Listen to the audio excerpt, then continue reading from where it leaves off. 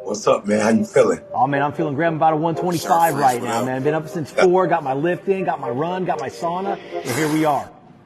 Oh, I love it. I love it. I love it. You're in Houston right now, doing this from a hotel room. Yeah. I appreciate you, brother. Yep. Yep. No. I appreciate the opportunity. And, one of the things I'm grateful for in this generation is that we're more concerned with getting the work in, than the environment. When I was coming up, it was TV was different. Like everything was perfect. Everything was in a big studio. Now, man, we're just in our real habitat, in our real world, what I'm saying, getting it in, and I love it. Well, dude, it's funny because we can go all the way back to that speech in 2008 for this, right? The how bad do you want it? And I can remember this, and this all ties in. I want to go over this with you because this played a big part in my life. I can remember when it got really big in 2012. I was coaching some baseball teams, and we had some low performers. We weren't the best team, but I'm gonna tell you what. When I heard how bad do you want it, it literally hair on in, man. I understood it completely because a lot of times, like you say, people are looking for the right moment, that moment where everything's fitting together, and it's really just very simple. How bad do you want it? You want success as badly as you want to breathe. So I just want to thank you for that, man, because man, that's played Yeah. a pivotal role in my life. Yeah, no Big doubt. time, dude, big time. Yeah. So this is Hey, really cool. and it played and has played a pivotal role in my life as well. Yeah, a lot of over 100 million, views on the internet, which means I don't know how many people have literally had an opportunity to see that, but it's something that's still real today. People are listening to it. It was like a timeless message. I meet people, all over there. Like I watch that every day.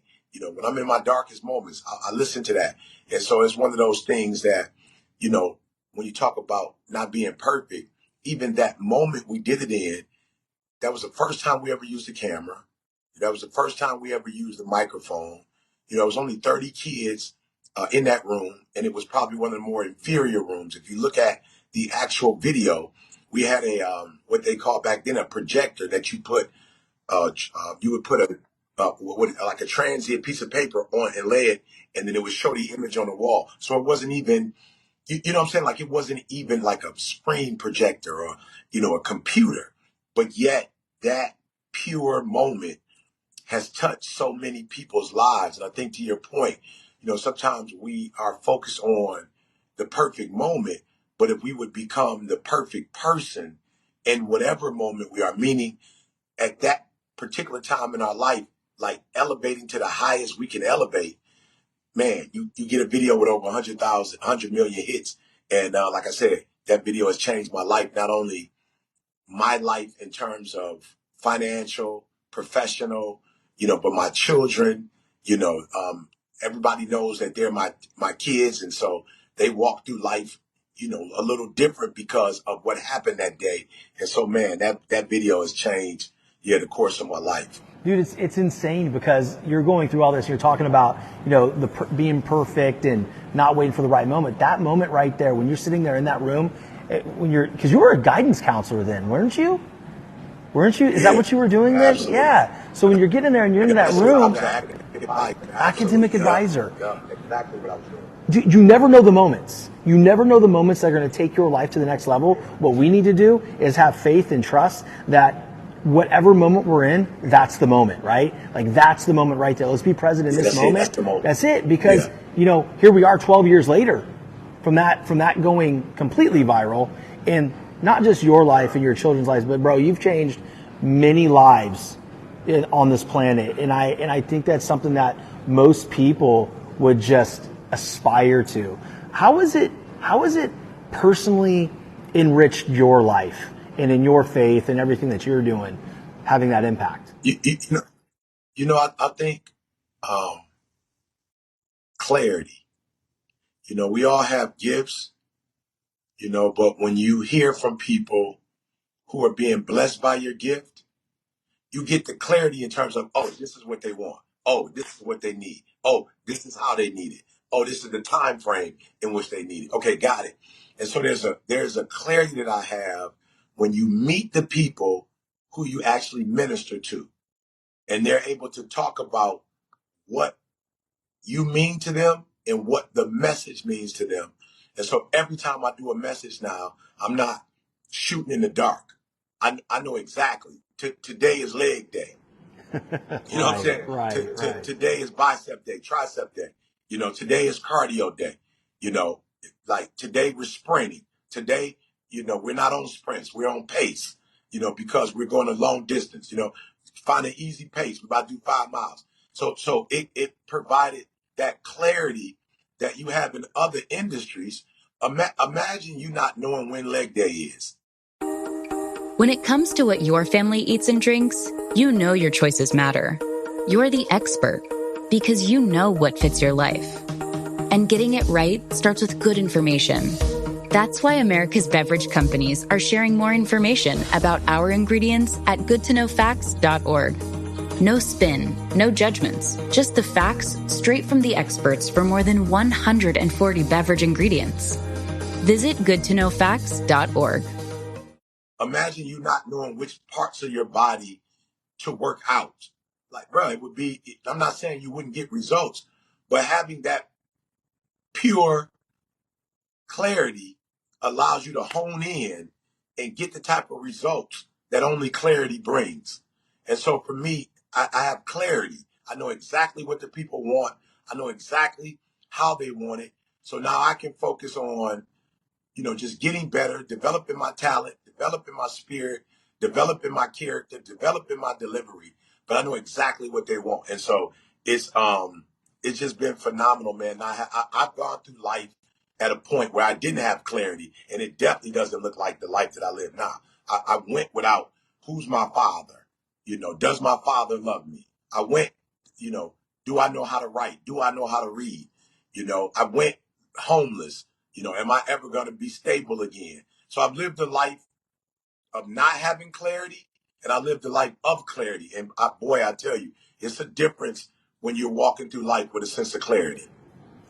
Dude, I love that, man, and I want to focus on that because so many people see ET as ET, right? Like what has come since that video. But not a lot of people have taken time to really know exactly the journey. They hear bits and pieces of it, right? But one of the things that you always say, to complain is common, to focus on who loves me is common. We're here to be special. We're here to be great. And so we have to take responsibility and go through that, obviously, and feel those feelings, but come out on the other side as being a responsible human being. The biggest thing that I love, man, is like I think, and I know that the world can relate to that message. You have had those moments where you didn't have the clarity. Now, I know you mentioned a few things that you didn't have clarity on, but can you share with my audience a little bit about that lack of clarity and how determination, because this is the Determined Society, right, podcast. So how did determination lead you through to where you're at right now? Yeah, so I think, man, and I never even thought about this before. Of course, I was very determined, but I never thought about that word in my personal journey. But when you don't know, you're clueless, and when you're clueless, you're shooting in the dark. Like you don't have any idea of, where you're going, what you're doing. So when I didn't have the clarity that I have now, it's like driving somewhere without a GPS system, driving somewhere without a map, like driving somewhere you don't know if you're going north or south. So all the efforts that I put forth, I never got nothing from them. So I would always be frustrated. I would always be, in a place of pain, a place of fear, right? Because I didn't know what I was doing. I didn't know where I was going. It was I was just going through life aimlessly. But I remember seeing other people my age, starting to finish school, go to college, or go get a trade. And it was like, whoa, I don't know where I'm going and I don't know what I want, but I know what I don't want. And that's when determination kicked in. I was like, okay, I don't want to go to jail. Like, I don't know what I want to do in my life, but I don't want to go to jail. I don't want to die early. And I had friends die early. I don't want to get shot and killed. And so it was this determination of, I don't want to be another statistic. I don't want to be in the graveyard. So I got to figure out what I want to do. But determination was the thing that allowed me to go, don't do this and don't do that and don't do this and don't do that and try to figure out what it is you're supposed to do. And eventually through determination, I did get clarity. No, I love that, man, because, we could talk about, determination and clarity, but you mentioned the GPS. Everything we do in life on a daily basis has a roadmap, right? So whether it's financial or your career, you've got the plan of what you're going to execute. And at every single moment of that time, we don't worry about if we're going to get there or not. We know that if we listen to the GPS, follow the plan, no matter what it is, we're going to end up to that destination. And I think a lot of people get caught up in it's not happening fast enough, right? I mean, I can remember sitting in, this is straight up, man. I remember having conversations with Brandon. Hey, man, how do I get ET for my 100th episode? He's like, oh, man, we'll get there, but we ain't there yet. And, bro, here we are. I didn't think about it every day. I just said, okay, gas, foot, pedal, go, right? And built the show to a point where I have this opportunity. But at no point in mind, I think this ain't going to work. And I think a lot of people get caught up in, well, this isn't working fast enough, and how do I know this is going to work, right? Whereas instead of trusting that GPS or that plan, what are some tips or advice that you might have for somebody? Because I know you've got this big event coming up in June, right? June 24th, you got this big online challenge, and, I can't wait for my audience to be a part of that, and I'm sure they're going to get a lot of these things there. But, talk to me about some of the tips and things that they can do to execute these plans and detach from the results, so to speak. Yeah, I think first you have to change your perspective. You just said it. You have to go from the reward to the work. You have to stop focusing on the reward. You have to know that the only thing that's going to stop you from getting a reward is if you stop working. But you don't get a reward without work. There's no way to get a reward if you're not working. And so I had to just go, hey, forget the reward. Concentrate on the work every single day.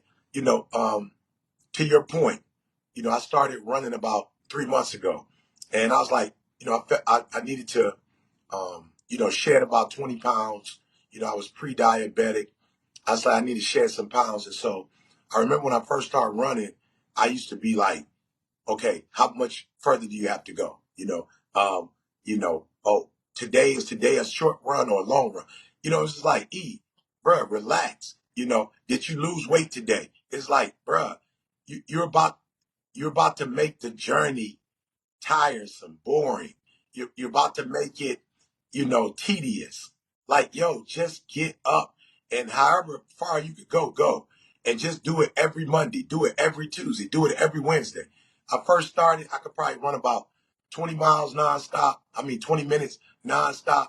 I think I'm at a little bit over an hour now. When did it happen? I don't have the slightest idea when the shift happened. I just know it happened because I did it every day. And to your point, who cares about how long it's going to take as long as you know it's going to happen. So for me, it was like, you got to stop. When I first started, I had to have music. I got to a point where I can run now without music. I don't know when that happened. I don't know when it happened. I just know it happened because I didn't stop. I didn't quit. I didn't give up. I stopped worrying about how long does it take to run a mile. How long does it take to lose 5 pounds? I just forget all of that. Just run. And so if we would concentrate on planting apple seeds, an apple tree is going to come. You're never going to get if you plant apple seeds, you'll never get an orange. You'll never get watermelon. You'll never get grapefruits. The earth is smart enough to know that whatever you sow into it, that's what is going to get you back. And so for me, it was like, stop worrying about weight and stop worrying about, what your blood work is going to look like and stop worrying about getting older. Stop doing that. Just get up and work. And if you run every day, if you do resistance 3-4 times a week, if you eat properly, it's just it will just happen automatically. So stop focusing on the reward, focus on the work every day. And I'll be honest, I also had to realize that rest is work. That rest is a part of the work. Okay. Yes, dude, like that. Okay, first of all, I can see the jawline, man. I see you. Yeah, I see. yeah, I see yeah. you slimming. You look good, bro. You look It's good. coming out. You're, It's you're coming looking out. like that young ET from Yeah, 2012, man. yeah, Resistance training and running. That's a fountain of youth, right? But I think it's important, right? And when we're looking at running plans and getting out there, well, that's some uncomfortable stuff, right? Your body feels bad. You know, the amount of pressure on your joints, depending on how much you weigh, you know, feeling a little jiggly, right, when you're running. Who looking at me? Where are we at here? But if we just can continue to move on, you know, and just say, hey, this is what I do. This is a part of who I am now. And that's where the magic happens. And when that shift, when you don't know it happens, because you just turn into a different person, you know, after a couple of weeks, like, dude, this is like normal now. This is what I do. And it's almost like you can sit there in your hotel room or at home in Michigan and be like, yo, I don't feel like doing this. I'm going to negotiate with myself. And then all of a sudden, just by autopilot, maybe an hour later, you find yourself putting on your sneakers because now it's a habit, right? And I think that too many people have that finish line, myself included, right? It's like, oh, I want to lose 15, 20 pounds. Okay, but then what? Right? So I think changing habits, changing lifestyle, changing the fabric of who we are is what brings us to those moments that you're talking about. Yeah, no question, Shawn. And I would just say to everybody that's listening, you know, fight till you get to the point where it's a habit. You know, like fight, like don't worry about how long does it take. You know, am I losing weight? Is this thing working? Like, don't make that the focus. I believe the focus should be until you get to the point that person that's telling you to stop, telling you to quit and give up. I believe you should go until you can negotiate with that person and get that person to say, yeah, no, we're going to do this every day. No, no, no, no, like, no, we're going to do this because this feels good. No, we're going to do this because we're being transformed every time we do it. Like I believe that when I first started, it was two Erics. It was the Eric that had the dreams and the goals of, you know, getting that line back, you know, that jaw line back. And it was another Eric that was saying, yo, you in your health, you know, you may not be where you want to be, but man, you killing it in your marriage. Man, look at what you're doing in terms of a speaker. Like, man, look at as a father, you putting in work. Like, why? Like, bro, you got about 3 or 4 areas that you're doing good in. You're not possibly gonna do good in every area. Like, yo, chill, bro. Like, relax. Like, look, like I don't care if you overweight or not. You're still putting out content that's changing the world. People are still grateful for, man, hey, you got one little area, you can't possibly Hey, I ain't be perfect. dominant. Like, relax, bro. Can't have Chill, it all, you yeah. know? And I had to negotiate with that Yeah. person. And I had to get to the point where me and that person got on one accord and we were able to say, you know what? Whatever we're doing that's the best in one area, man, we need to do that in every area because we can.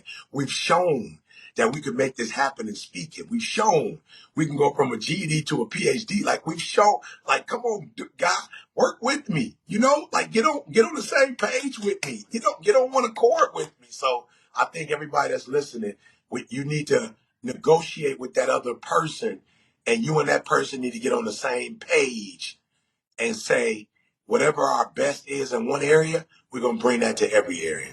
It was so funny. Ed Milet said that, you know, like in his book, you know, One More, right?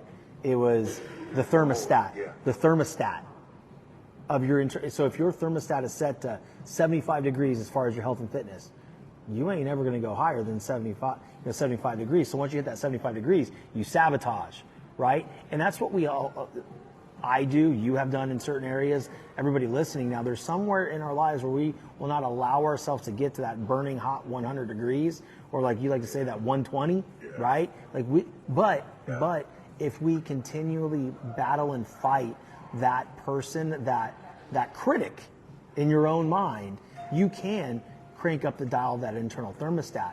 And it's not a gift, it is not given, it is earned. That's it. That's it. That's it.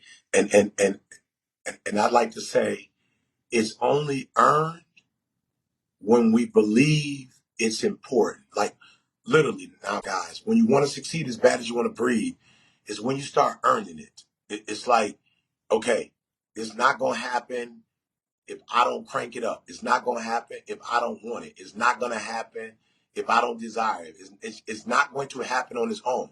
I have to be very intentional and deliberate about making it happen. And so I've got to pull something out of me that's there. It's not naturally turned on. It doesn't work on its own, but it's there. It exists. And if I push it, if I pull it, it's going to come out. And I think when we get to that point, where we're like, yeah, I'm going to be responsible for making this happen, for turning up the dial. Like I'm going to literally go to my health or go to my finances or go to my mental and emotional, and I'm going to literally touch it, turn it, pull it up. I think that's when it happens. And I think all of us have that, but a lot of us are waiting for the Shawns or the Erics of the world to push us, to encourage us. And it's like, yo, we can only do so much. We can get in your head, but we can't make you take your hand and do it and turn it up. And so I would just encourage and challenge everybody who's listening, figure out what that 75 set is for you, that 80 set for you, and just determine, look, I'm not going to die at It's interesting because that right there, what you're talking about, that internal dialogue that everybody struggles with. For me, you're talking about your health journey. When did you start that, by the way? How long ago? Do you remember? Yeah, it had to be we're in June. It had to be the end of February. Bro, I started the same time. I was 230 pounds, and I just looked bad. You know what I mean? I saw a picture of me at a football game. I came up on TV. My friend took a picture of it, posted it on Facebook. I'm like, oh, hell. What are you doing to me, bro? Like, who is that fat kid? And then it's funny because it was an LSU game. So I played baseball at LSU, right? So after the game, my wife and my son, we got on the field. It was the ball game, and we got to take pictures with the players, Jaden Daniels, Heisman Trophy winner, all these number one draft picks. And I'm looking at these pictures. And I'm like, who is that? I don't know who that is. And it took me about another month and a half. Then I did a TED Talk, and I saw the pictures. I'm like, yo, we're done here. We're done here. And it was a different push for me this time, though, man. I gotta be honest, because like aesthetically, we all want to look good, right? We all want to look good. We want to go to vacation with our family, take our shirt off at the pool and the beach, and be like, all right, daddy looks good, right? And the wife happy. And we're happy. We're secure. But I think the biggest thing for me, man, was I want to be here for my kids. I want to be healthy for my 3 beautiful children and my wife, because if something happens to me, their life is going to be immediately impacted and changed. Are they going to be okay long term? Yeah. But if I can hold off on any traumatic event for them, losing their father, by taking care of myself, doggone it, I'm going to do it. Did that play into the equation for you? Yeah, for me, man, it was and I have to be honest and say, it's what you were talking about before with Ed Milet and that set. I had gotten to a point in my life where I had just given up on trying in the health board. I just was like, yo, I don't have another, to run a marathon, for me to run 10, 11 miles, you're talking about 2 hours. I was like, bro, I don't have another 2 hours in my day. You know what I'm saying? I just don't have another 2 hours. Like, I'm in a healthy marriage. So, wifey and I, work together. So we spend a lot of time together. I'm getting up doing my spiritual stuff. It just was like, bruh, I just don't got another 2 solid hours to give to something. I just don't have it. And is it worth the 2 hours? Like, okay, if I die at 75 versus 90, you know what I'm saying? All of these excuses, all of this stuff, and then it got to a point where it was just like, you know what, E, if you die because you didn't try, that's weak. That's weak, bruh. Like that, you're less than a man. If you leave your family here and you didn't try to do something with your health, you didn't try to push past, average, that's weak, E. And so for me, it was just the motivation of, hey, they telling you pre-diabetes. They telling you pre-hypertension. Like, you got to do something about that. And it was like, okay, okay, E, let's go. And again, once you start doing it, then I had the strength every day. Like, I'm going to fight this. I'm going to fight this. I'm going to fight this. But before I actually did anything, I was like, man, I can't. I'm just not going to be able to beat this one. I'm not going to be able to outdo this one. Like, it got me. But then again, once I started, it was like, whoa, I like the results, putting the blood pressure cuff on, going and looking at my blood work. I was like, oh, okay, I we can like win. this. This Okay, is we only cool. down We by get 10. behind it a Okay, we little only bit. down by 8. Maybe I Okay, can we do only it. down, Maybe I we only can down do by it. 5. Yeah. Well, some Yeah. dude that I admire once said, "You owe you." Right. Right. And it's funny because, like, and again, dude, I'm sure your wife does it to you too. But my wife will tell me, like, what do you tell all the athletes you coach?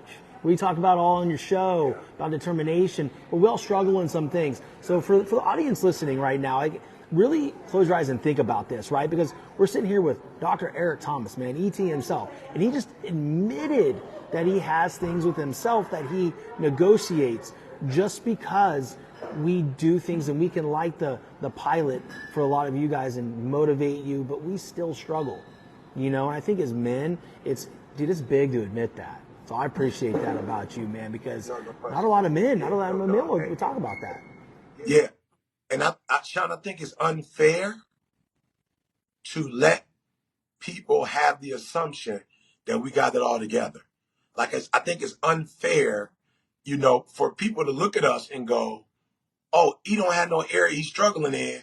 And then now you're looking at yourself like, I'm a failure. No, you need to know, there's some areas that we're killing it in, and you too can kill it in. And there's some areas that we struggle in that eventually, if we change our mindset, we're going to kill it in that area too, And then when we're killing it in multiple areas, now it's the balance thing that we got to try to, because I can't lose my marriage for my muscles, and I can't lose my muscles for my mental and emotional. You know what I'm saying? So it's like, even when I'm running now, I'm saying, okay, E, this is also a time to get the mental thing right. Like, okay, you're running. Can we get the mental in here? So I'm praying. I'm detoxing, I'm shutting the world off. I'm meditating. I'm like, yo, if it's going to take me an hour to run these 5-6 miles, then this is going to be a mental time for me. This is going to be a time where I get out toxins and where I start believing in myself and I start, concentrating on things that, are critical and important to me.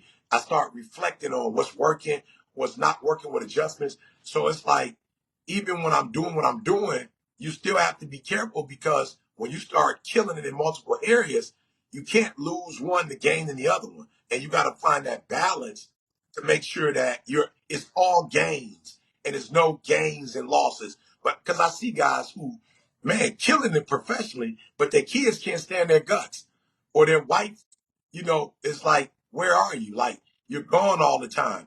And so to kill it is important, but to sustain and maintain while you're killing it is also important. Dude, I think, we talk about the balance, that word balance, dude, like, and it's misconstrued, right? Because you're never going to be able to give 8 hours to the family a day, 8 hours to work, 8 hours of fitness. So that thought of balance to me is like, I get it, but no, right? So I think what's most important, though, is how can you execute the things that you need to when it's your time to do that? Like, for you, the running, the lifting.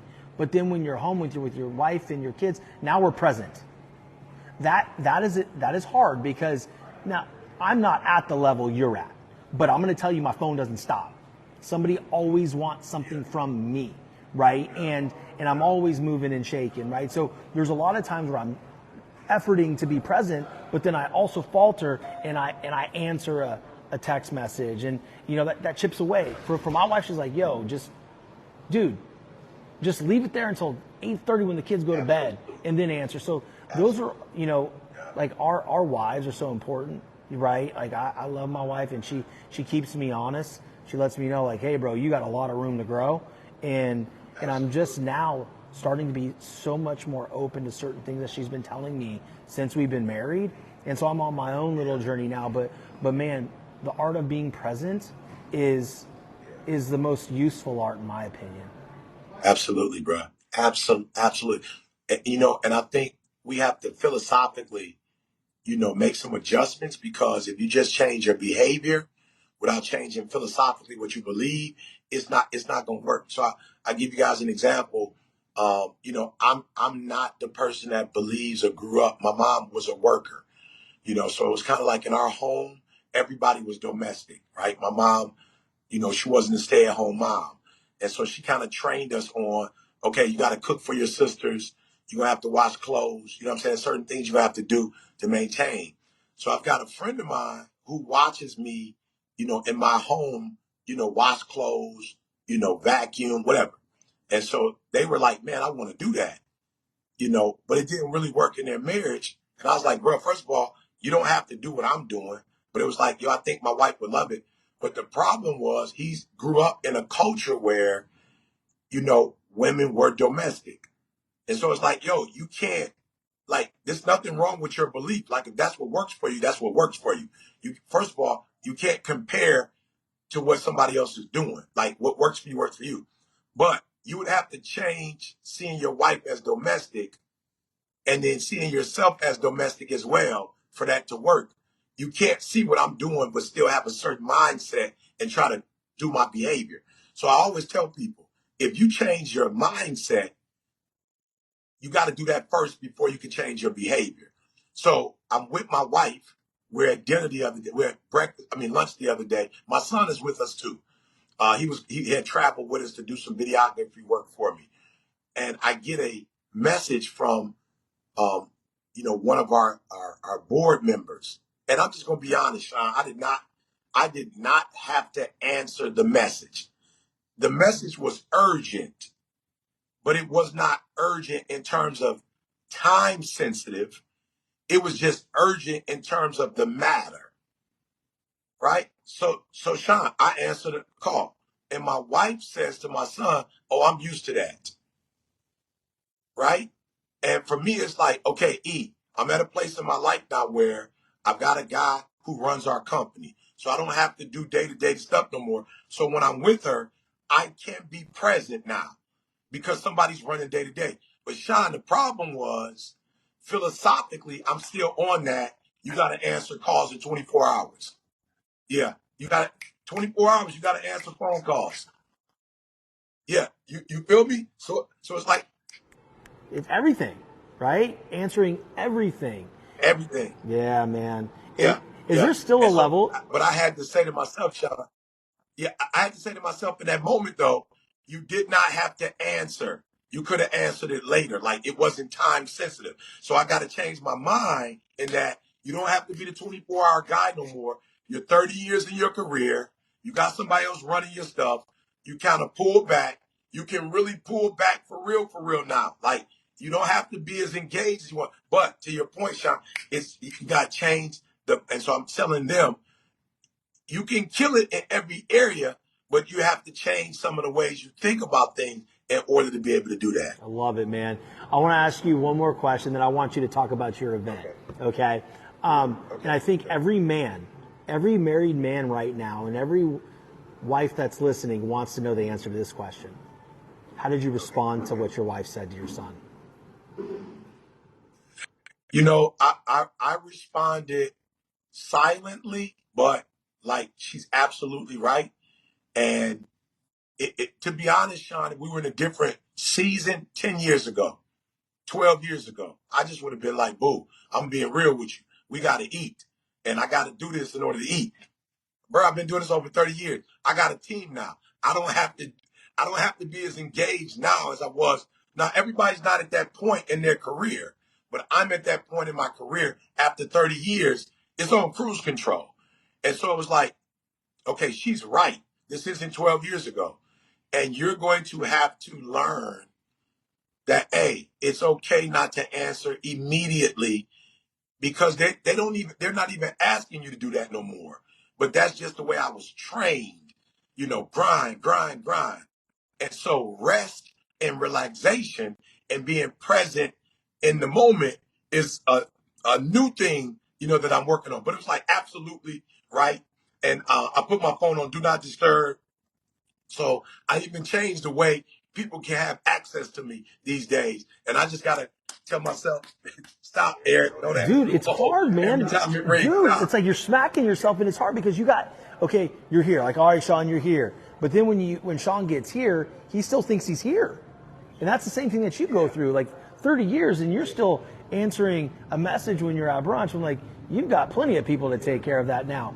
But you can't take the dog out of the dude, right? Because in your mind, you have had those moments where you didn't have clarity. You have been homeless, right? So you're sitting there like, oh no, I got to eat still, right? So to your point, philosophically, as men and as individuals, we need to change that perception of what's going on and how we view things before we can, take those actionable steps day to day to show that we don't have to do that anymore. So I know we're running low on time. You got to get to the airport to get back home. Talk to us about your June challenge that's coming up. I want the audience to know what's up. In January, we started the year off with everybody, 30 days, right? 30 days, just to help people mentally and spiritually, get on the right foot, right? A lot of people were on fire for about 30, 45 days afterwards. So this is kind of like, hey guys, if you love me being your coach for those 30 days, it's time for us to go back and restart the process, because a lot of you've fallen off. You were on fire, you were strong, you've fallen off. So I'm about to 30 more days. I'm about to be with you in your head, in your mind. And I did it because there are a lot of people who watch me online, but you're not getting the same instruction when I do it, on 30 straight days. 30 straight days. So that's all it is just just on the phone with me every day, and me just walking 30 minutes, me coaching you on mentally, spiritually, and emotionally what you need to do to kill the day. Oh, I love that. Now, let me ask you a question. I'm sure my audience is going to be dying for this answer.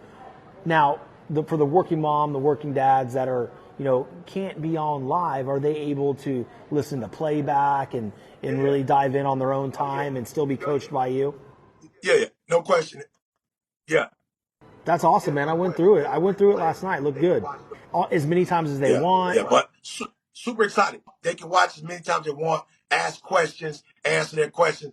But you're going to get that passion, get that instruction like I was at Florida, Florida State, Clippers basketball. You're going to get that same ET 30 straight days. Dude, that's amazing, man. You're going to have a bunch of people at 120 ready to run through brick walls, bro.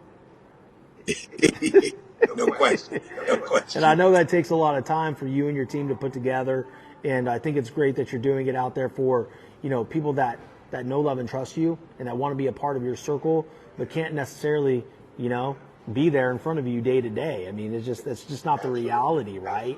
But to have that influence in people's lives and people to accept that, I'm definitely going to do it. Because, I want a little bit more. And I told Brandon, I was like, hey bro, this little interview ain't the last that y'all are going to see of me. Like he goes, oh no. Where are you? I'm in Florida. Where are you stationed? I'm in Florida. Which part? Florida, Fort Myers, Florida, like Naples area. Yeah. Okay, got it. Yeah. I want to come in the studio. I want to Whenever. come. Yeah. You want to come here? Okay. Yeah. Done. That sounds like a blast to me. So we'll coordinate that with Brandon and, get that going. And that'll be a lot of fun, man. That'll be a blessing. And me and you in person, I think it would be. Come on, dude. We got some content. We get some content too. We'll do a workout together. You name it. We'll figure that out offline. But hey, man, I appreciate you, bro. And it's been surreal for me to connect with you. And after all these years of listening and being inspired by you, thank you. There's a bunch of people here that I played your videos for in sales meetings that it was their first exposure, and so you made an impact, man, and I can't wait to rap with you in person. So it'll be fun. Likewise. Yep. Likewise. Yep. Be blessed until then. I'll see you before, we'll make it happen before the end of the year. Can't wait, bro. Can't wait. Hey, everybody, share this episode with everybody you know. Check out the show notes for the link to sign up for the challenge. Dive into it, guys, because there's no one better. He's a true soldier. He's a true man of faith. I love him. You'll love him. ET, thank you so much for being on the show, bro. Man, thank you. Thank you. Appreciate you, fam. I'll see you soon. You got it, baby. Take care, man.